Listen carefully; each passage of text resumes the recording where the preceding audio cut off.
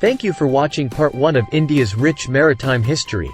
Now we invite you to dive deeper into the Maritime Chronicles as we embark on an exciting journey in part 2 of the video. The Southern Dynasties.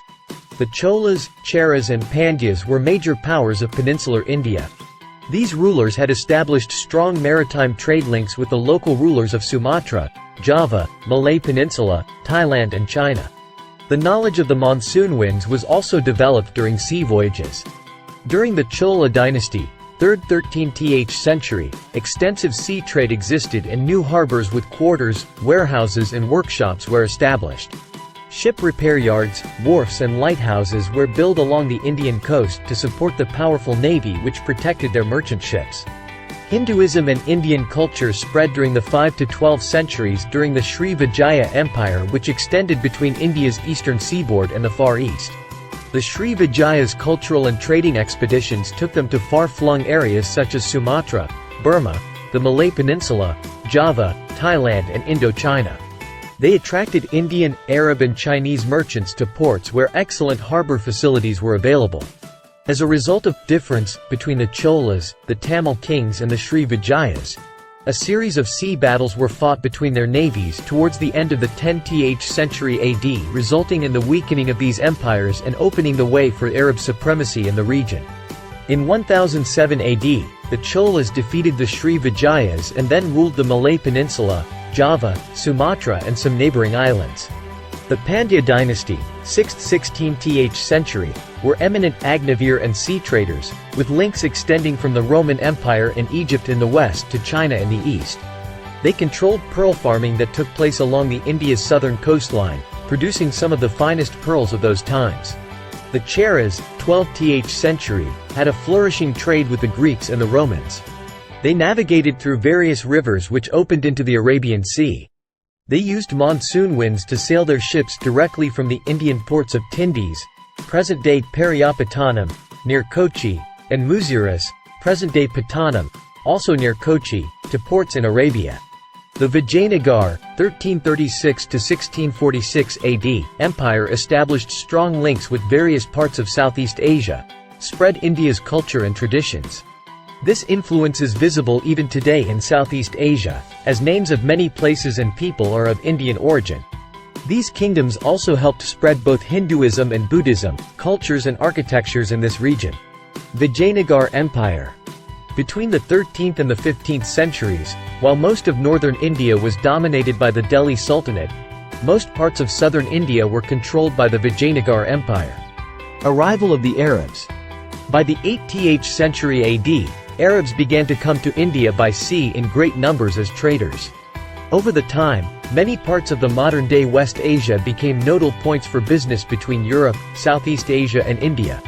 Soon the Arabs began controlling the trade routes, and acted as middlemen between the West and the East. The period from 900 to 1300 AD is considered the early age of maritime commerce in Southeast Asia. Maritime India and the Europeans. The Mughal dynasty ruled over most of the northern India from 1526–1707 AD. Having found sufficient revenue from land resources, they did not pay much attention to the affairs of the sea. This enabled the Arabs to establish a monopoly over trade in the Indian Ocean. Hearing about the rich land called Hindustan in the east, many European countries felt the need to find a direct sea route for trade. The Portuguese took the lead and were the first Europeans to arrive on Indian shores. Arrival of the Portuguese.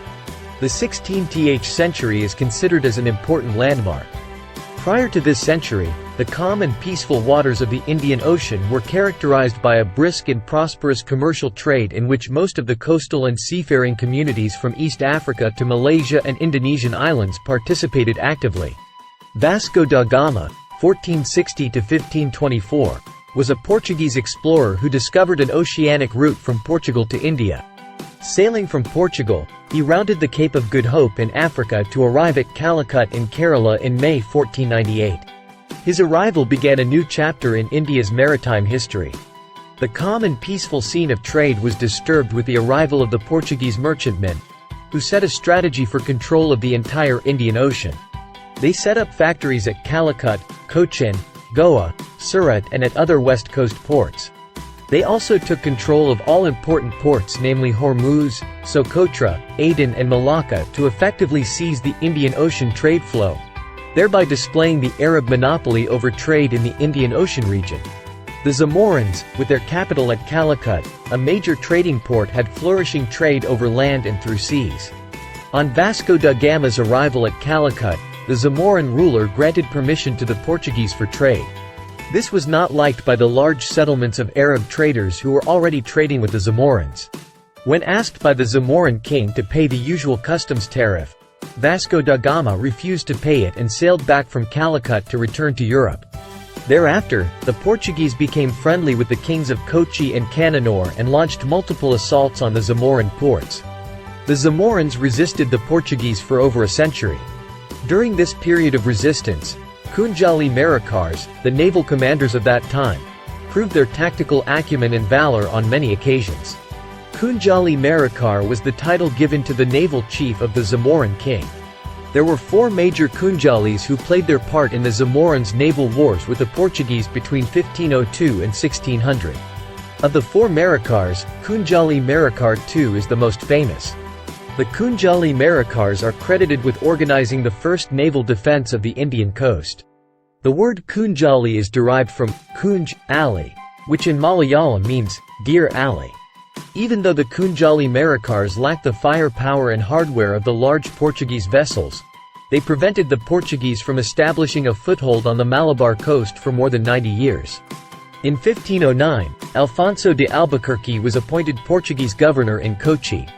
Having failed to defeat the Zamoran, Albuquerque seized Goa and its surrounding areas by defeating the Sultan of Bijapur, present-day Karnataka, in 1510. Thereafter, Goa became the headquarters of Portuguese India and the seat of the Portuguese viceroy. As we conclude this thrilling expedition into the second part of India's rich maritime history, we stand in awe of the incredible maritime achievements that shaped the nation's identity, but journey is far from over. Join us in upcoming video for part 3.